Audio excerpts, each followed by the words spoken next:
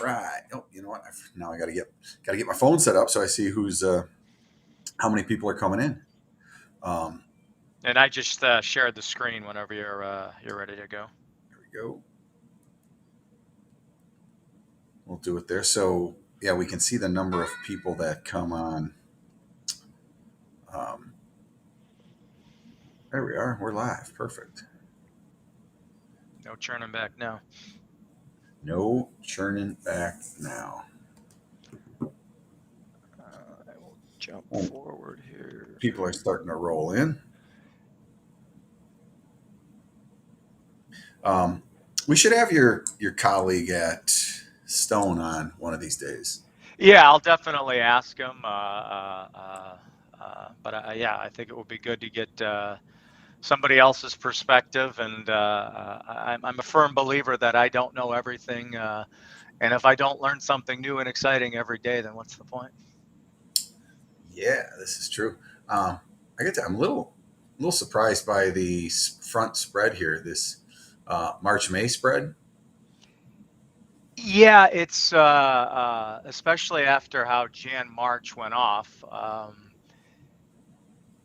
You look at these back month spreads, both March, May, and May, July, and we can jump to those. But yeah, they are kind of perplexing. Where I'm not sure what's so special about March, but the front spreads, March, May, May, July, are painting this scenario of life is good versus the reality of, again, Jan March followed Sept-Nov Jan and just imploding on itself. And the higher we go here, I'm just struggling why March May would be a front spread at $100 over, where Jan March just collapsed and went to 93 under.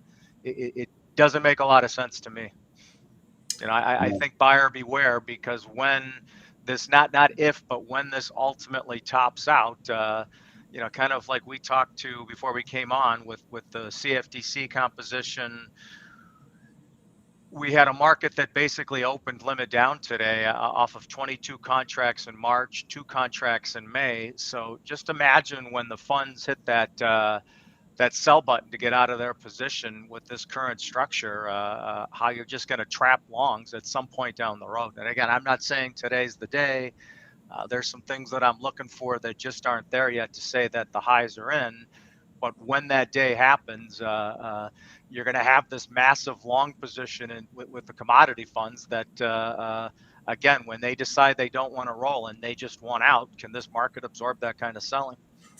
Yeah, my guess is there's probably a little more influence from the financial markets in our market today. Yeah, absolutely. I'm looking at it right now. S&P's down 90, the Dow's down just under 700, Nasdaq's down 348. The big news last night, interest rates spiked. The 10-year was back over 1.181, 1.82. Obviously, 30 years moving out wider as well. And then the big news that kind of rattled the markets. Goldman Sachs actually missed their earnings. They hit their revenue forecast, but they missed their earnings, and that kind of rattled the market. That, wait a second, if the guys that know how to mint money miss their earnings, what does that mean for everybody else down the road? And I think at the very least, and the chart I have up here now, Mike, just shows that it didn't take a rocket scientist to make money. If you look at the pink line is your 10-year notes. So just think of that as your interest rates. The blue line is the NASDAQ. The black line is the S&P. Green line is the Dow. So if you look at the far left of the chart, we have the onset of COVID, onset of the pandemic. You see interest rates spike up. So 1 year goes sub 1%. I'm sorry, the 10-year goes sub 1%. Basically, that's the Fed minting money, producing all this money, dropping all the money from the helicopters. So all this money goes into risk assets, and you see the result with, basically indices. You see crude oil, how all that money got plowed into risk assets, and it anything you bought over the last 12 to 18 months, you really didn't have to be that smart to make money. And I'm not saying that as an indictment on it. It was a very, when you have all this free money, the money's got to flow somewhere there for some kind of rate of return. And it flew into risk assets. And so now when you look at the right side of this chart, this is where you're going to separate the wheat from the chaff. You see crude oil still, that red line is crude oil. You're up over $85. So you see lumber, which is the orange line, you're up over 1278. Inflation has hit commodities, and now you start to see both the S&P and the Nasdaq. You see how they had broken away from the Dow, where you had tech, you had some of the high flying stocks kind of leading the charge to the upside. Now, at the very least, you're seeing the convergence between technology stocks, some of the higher performing S&P stocks relative to your Dow, which is your staple type stocks. And then you look at the pink line, 10-year is back above 18.1. So we talked about this last week, how the 10-year is back to pre-pandemic levels. So free money is coming out of the market here. And I think Goldman even said last week that their anticipation is that interest rates, you're going to see 4 rate increases as early as March. So, the writing is on the wall that free money is not going to be as cheap as it's been over the last 12 to 18 months. It's still going to be historically cheap, but you're actually, from an investment standpoint, not every investment's going to be a buy where it's going to yield this ridiculous return. You're actually going to have some kind of insight, whether it's fundamental, technical, whatever it is. You're actually going to have some basis for how you invest money here moving forward. That where the interest rates are, though, that is still a very accommodative interest rate. So Absolutely. Absolutely. Wow, I agree with everything you're saying. Taking that easy money out of the equation, no doubt, but that's still a great push. That's a great tailwind for any sort of business when you're, for 10 years. If I told you I'll give you money for 10 years and all you have to do is pay me a 2%, fee every year on it. Sign me up. Yeah. Yeah, that seems like, wow, I should be able to do something with that money, right? Yeah, absolutely. And again, it works so long as the other side of it yields a return that's greater, and that's going to be the interesting scenario here moving forward. Is that it's been very easy returns on an annualized basis, to where interest rates have basically been sub 1%, sub 0.5% with your Fed fund rates. I mean, basically free money. And now, as all this debt resets, even though it's historically low, just think about all the debt that has intentional debt that's been created over the last, let's call it 18 months. As that debt starts to reset, well, we'll see if those yields can keep pace with where debt is resetting to. And I think that's I think it's going to be a good year. It just might not be as good as it's been the last year and a half. That's all. Yeah. All right. Well, let's go through the numbers. What do we need to look at for here today? So we'll start with Friday's January expiration. We settled at 1237.10. Friday's high was 1289. You can see that we took out the May high of 1275. Still a strong expiration, and you'll see on here's the continuation chart. So quite a difference from Jan expiration at 1237 with November expiration at 536. Wow. Just truly an amazing move here since the lows of November. As far as the upside is concerned, March traded up into this. We got up into this 1338.20 area on Friday, so that's now the contract high for this current or the recent high in March. So the next upside objective here would be the 1380 stop area. This is back in May. And then everybody's talking about, technically speaking, there's an old gap here left on the continuation chart in this 1540 area. This high rate here is 1514. So technically speaking, above here, once you get above the 1380 area, you really can jump significantly into the next band of bigger resistance on the charts. The only thing I want to stress here, and again, this is purely my opinion, the higher we go, I think the less meaningless numbers become, the more meaningful timing becomes. It's a function of timing versus price. And I don't think that the upside numbers become obvious after the fact. To me, this is all predicated on the timing of how does supply ultimately clean itself up? How do you transfer the finished goods inventory into end users' hands? And more importantly, once you do that, is the demand, is the consumption still there to support these higher numbers? And to me, it's less there. I don't think that there's a magical number to say that the highs are in, as much as it's going to be the timing of all of this. The one thing I'll point out, so this is the continuation. I'm going to jump forward here to the March chart, Mike, and then we'll come back. But Okay.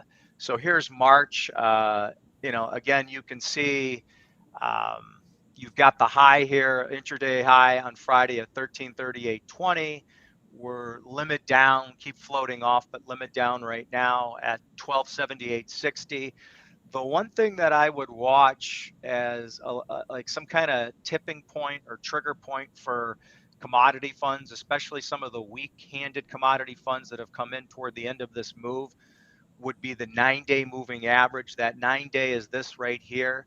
It's up sloping, so it's moving higher, but that's in that 1252 area.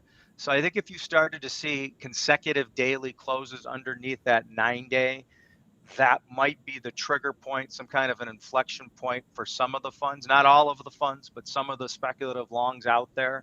And you can see with that 9-day, you can kind of follow it here. It tried to close underneath here. Fundamentally, the market was still good, so it bounced back up.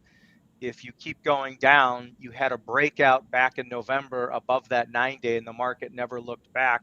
So I'm a big fan from a short-term standpoint of looking at that 9-day moving average as some kind of an indicator, especially for speculative commodity fund types. It has a tendency to be a good trigger point to at least show when markets are done going up or going down.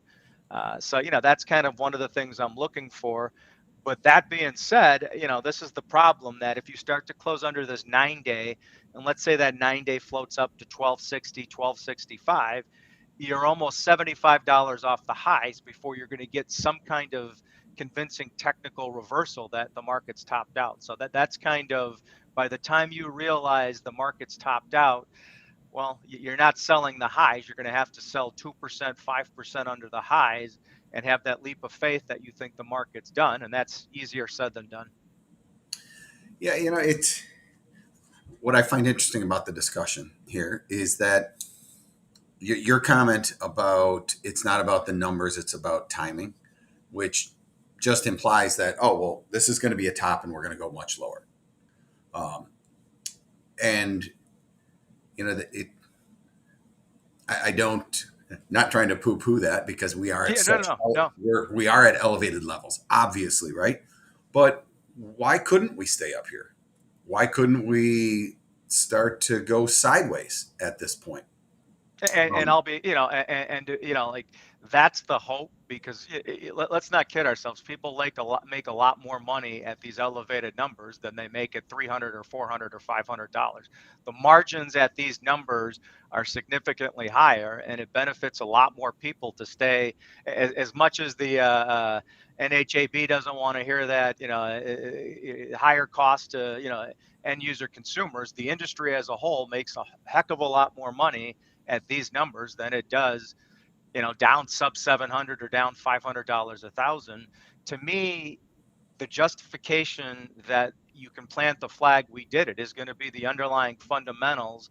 They ultimately have to support these numbers, and time will tell. I think, I'm not willing to say some of the things that I'm looking for, and again, this is one. The other one is some kind of indication that Southern Yellow Pine is topping out. And if you do get a bigger sell-off in futures, it at least freezes, or more cash starts to show up at an SPF sawmill level. Those are the things that I'm looking for that are more suggestive of an ultimate high. But until this pattern changes of higher highs, higher lows, all these pullbacks from within the industry will be seen as buy opportunities until it fails. Until you're proven wrong, you get benefited from buying these pullbacks on the way up, versus trying to pick highs, you know, and that's the reality of this market. Until you get more indicators to suggest a high is in, the markets need to catch their breath. That sideways move would probably be a good thing. Even a bigger pullback to fill this gap here into this area. Technically, if the market comes down here, this will be seen probably from an industry standpoint as a buy opportunity, and it's a buy until proven wrong. So I do agree with what you're saying. Yeah, and the best thing for lower prices is higher prices, but they need to be consistently higher prices, which will allow for expansion of production and a bit of reduction in demand. Um, I think we have to consider that the chart you showed where the November to January expiration, it's a 2 month time horizon, right? Yeah, yeah, Um, that's not a lot of time for businesses to make decisions based, on what their output's going to be from both the consumption and well, and so that's a great point. And here's, another great example. I mean, here is that May expiration level, and then you come down, here's the July expiration. So, you've had this crazy move to the upside. You had an even crazier move to the downside last year when the market topped out in May to July. So at the very least, saying that lumber has to do this, has to do that, we've at least proven that the volatility is two-sided and can be just as severe as it is going to the upside. It can be just as severe going to the downside. And I don't see, in an ideal world, you would suck the volatility out of this market. We would chop around, let's say, in a $200 range, and kind of go sideways. But lumber rarely likes to go sideways for a prolonged period of time. It has these sharp, violent moves. And until it proves otherwise, the higher we go, the more likely you're going to have that sharp move until you prove otherwise. Um, Jumping forward here, I put together some EFP information. This is January, so we settled at 1237.10. There's still some EFPs that have to be transacted off the books, I think 22, but there were 110 EFPs for the January contract. And then you can stair step down here just to get an idea of how we settled since last January, and then the total Hang on, number just of a EFPs. quick second for people who may not know what an EFP is. This is Exchange for Physical, is the actual acronym that Yeah, EFP correct. stands for. The reality of it is if you have a long lumber position, you are going to exchange that futures contract for a rail car of lumber. It is probably a rail car that is not the specification of the futures contract. It's going to be something else. But what Greg's getting at here is these are the number of actual deliveries. Well, I guess, does it include regular deliveries as well? Yeah, so you have to understand that you can add up all these EFPs since last January. I don't think, and somebody can correct me if I'm wrong here, maybe one of these was actually delivered. I think 99.9% of these, if not 100%, were all done through EFPs. Okay. And so one of the things I'll point out is that to EFP, just because January has expired here, let's say that I'm long January, I still have until the end of the spot month. So I have until the end of January 2022 to negotiate an EFP, exchange for physical, with the sawmill. I do not have to go through the delivery process unless I specifically want to. And if you're going to go through the delivery process, there better be a pretty good reason to do it. There better be some kind of significant freight advantage, cost advantage, and the reality and the numbers show this, that it's not advantageous to go through delivery. There's a fee associated through the CME. There's a lot more paperwork involved. So I would say 99.9% of EFPs, probably over the last 10 years, have gone through, of the deliveries, and I'm talking post expiration, have not gone through the delivery mechanism. They've been exchanged for physical, that EFP. So just because, like you see January contracts left on the CME open interest, there's a high probability that those will be EFP'd off, that they're not going to go through the delivery mechanism. So, what do you make of this? The stats here, we see a lot of EFPs when numbers would be, north of. Well, I guess the July was a little bit of an anomaly, but when numbers were strong, we saw some high EFPs, and then the Sept-Nov we saw low EFPs. Yeah, I think at the very least, I'm surprised. This number should be higher relative to what it was in May, March, but the big difference is the pricing structure between cash and futures, that basis structure, to where you have to remember back in May, back in March, um, futures were at a discount, so it was advantageous for the buy side to buy futures and take it at a discount relative to where physical cash was. With this instance, January, and we'll jump. So here's that basis. So here's last week, and then this is actually expiration. You could see that January, and like cash 1200 is at 1210, 1220, 1250. You could make the case that cash is higher than 1200 last Friday, but you still had January, again, trading in that 1237 to 1289 area on Friday at a pretty sizable premium to where physical cash was. So what was the incentive to buy January and take it from an EFP standpoint? The reality is, if we go back to this, that the vast majority of these EFPs was stuff that was predestined. These were pre-existing agreements that I'm going to take X amount of cars per contract, and Sure. pricing really doesn't matter. Look, good times, bad times, you're going to take X amount of cars. So that's why I would say, this number, yeah, was kind of it doesn't jump out one way or the other. So I would say a lot of these were predestined EFPs. Okay. Um, the other thing that's, again, people, why is everybody buying wood at 1566? Well, I think cash topped out in the 1700 type area. So it was a discount to where physical cash was at that time, and people couldn't get their hands on enough wood. Yeah. True. True. All right. Let's keep moving through here. Let's see what else this. And I see Rick Russell on perhaps the upside of interest rate market will create a rush of sales in the next few months that would support higher demand likely through the end of the year. I think, Rick, that's definitely the case for Q1, where the idea that interest rates are going to go higher. So you're definitely seeing some of the housing numbers kind of leading to where people are kind of trying to rush in right now. But I'm not willing to say you're going to create enough demand for the remainder of the year.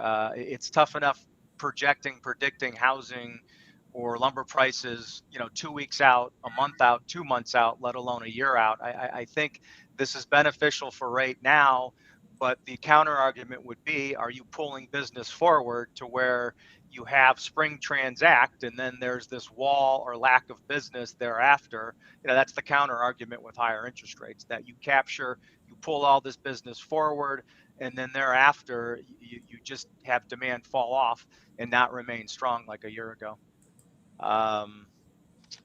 So here's the March basis, Mike. This is a week ago. You can see we're kind of, and this is off by, no, this is off by $10 here. It's actually 78.70 with a limit down move in March today. So we're still at a premium.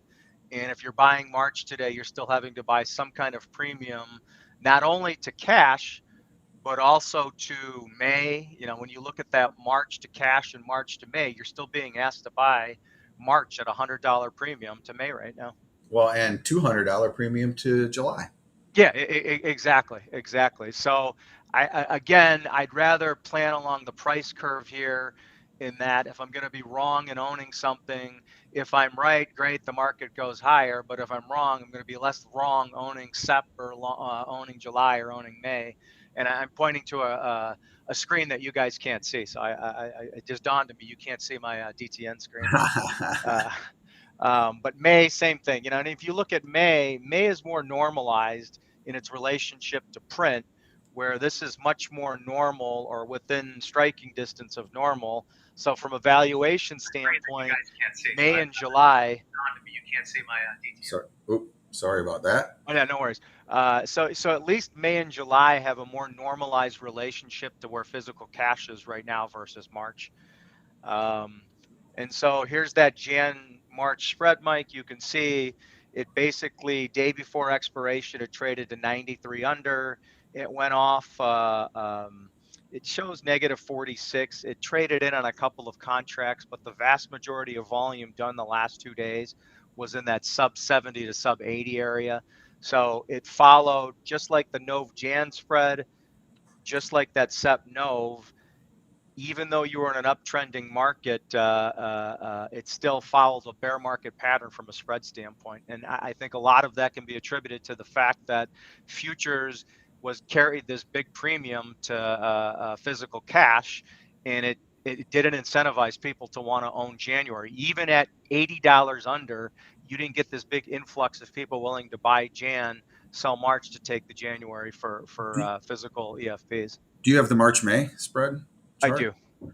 And so here's your March, May, A tale of and two cities here, right? yeah. I mean, that's just amazing that you have almost a $200 difference between those two spreads.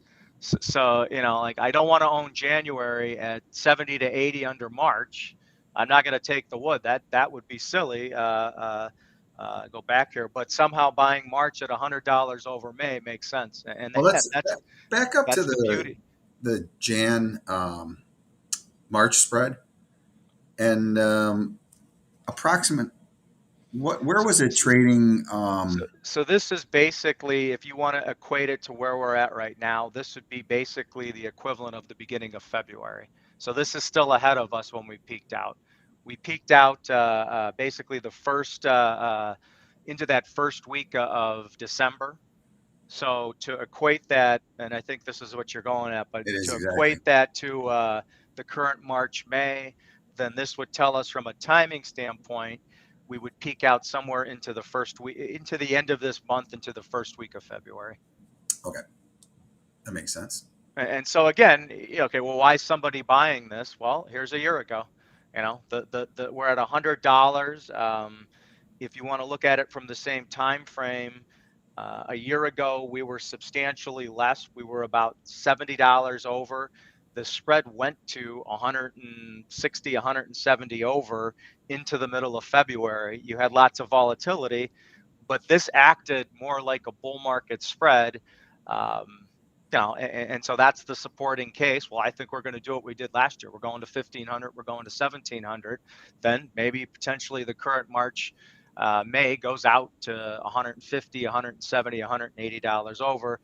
And then the one thing I added, Mike, this is the May July spread, and even this spread. So March is trading $105 over May.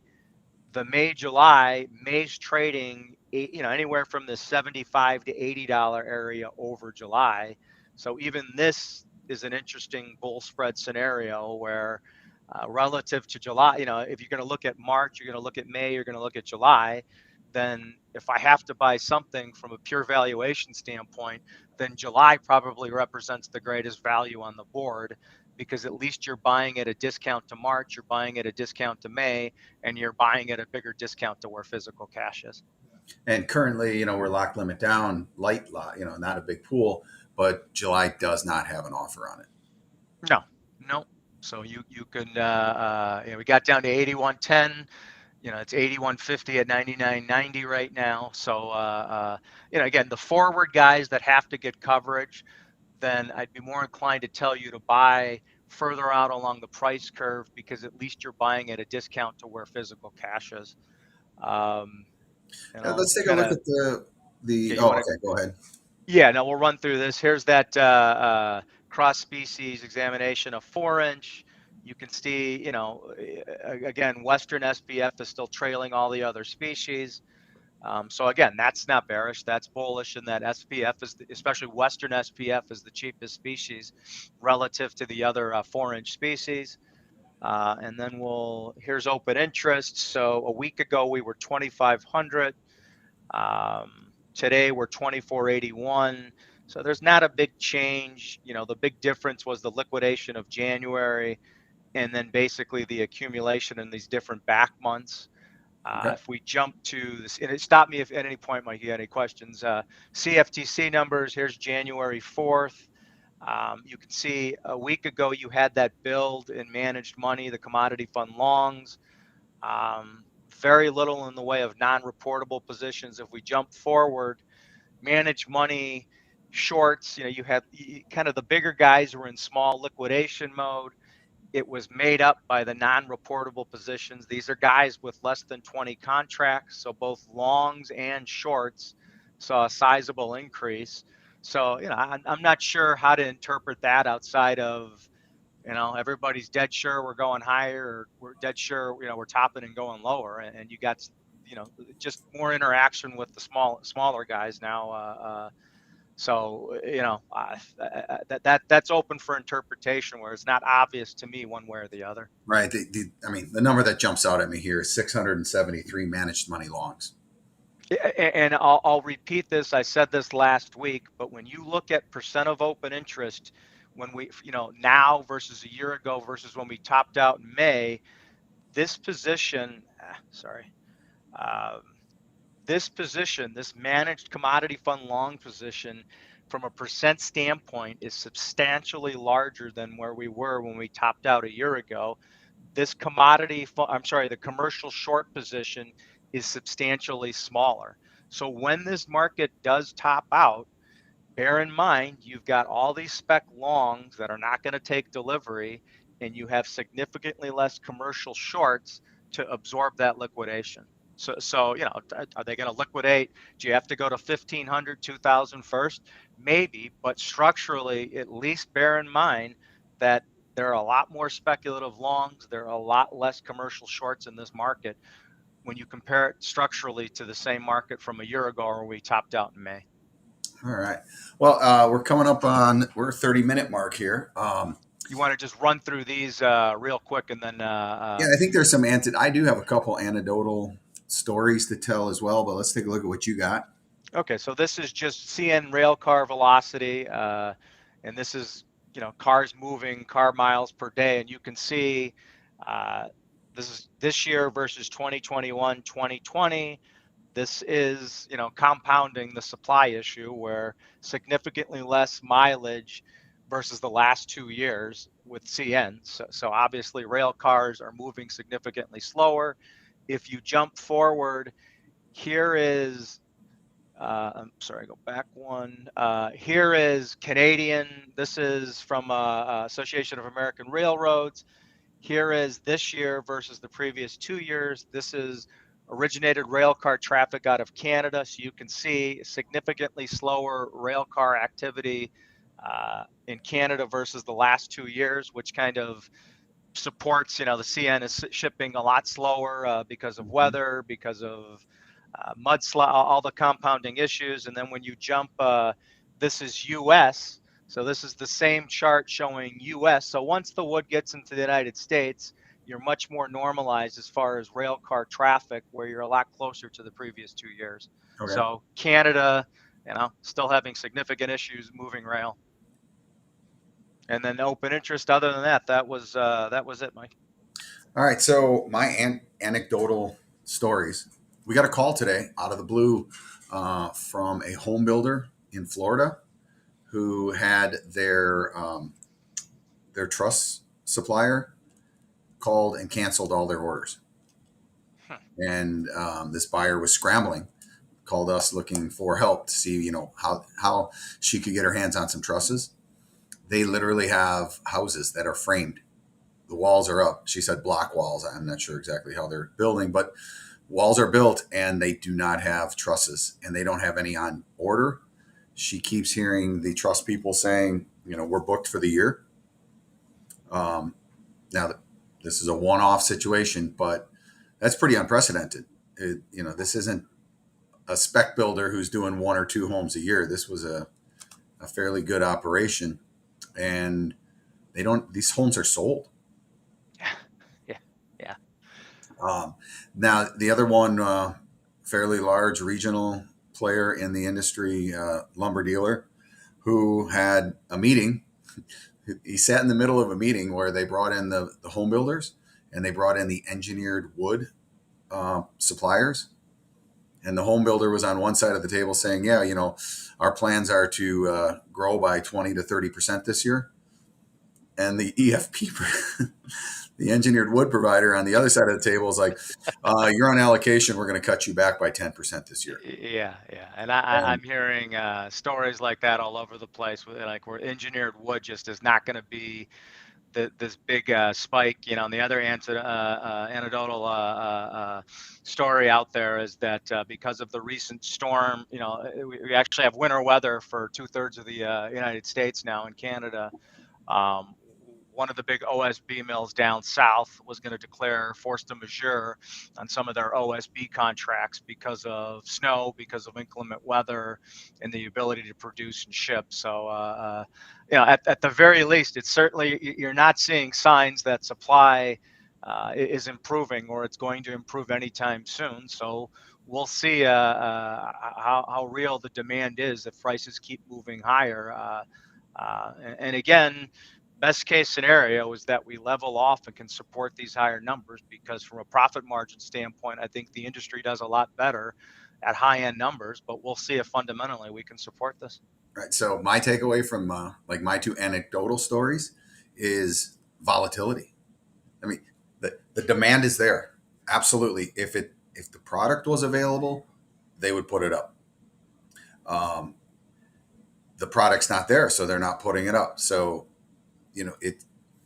Are we going to go lower? Well, yeah, I guess maybe. Are we going to go higher? Well, we could if they can Yeah, somehow find the the supply. answer is it could be both. Yeah, right. Right. And that's the and that's kind of all from a risk management standpoint. Just understand your own risk, and I always say this, and I can't stress this enough. Don't assume the industry's risk. Walk through your own yard, walk through your own facility.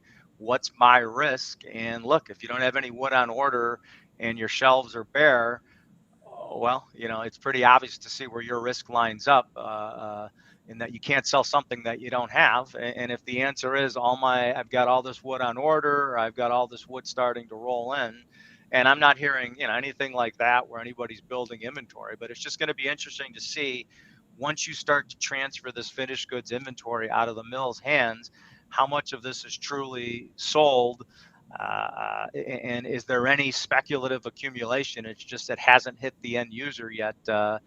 So at the very least, you're absolutely right. It's just going to create more two-sided volatility. So those that are hoping volatility is going to go away, I wouldn't count on it for Q1. No, absolutely not. All right. Well, that's great. Great topics today. Thanks again, Greg. We'll see you next week, Tuesday. Everyone, be Sounds good. safe out there and good luck. Thanks, Mike. I appreciate it. Thanks, everybody.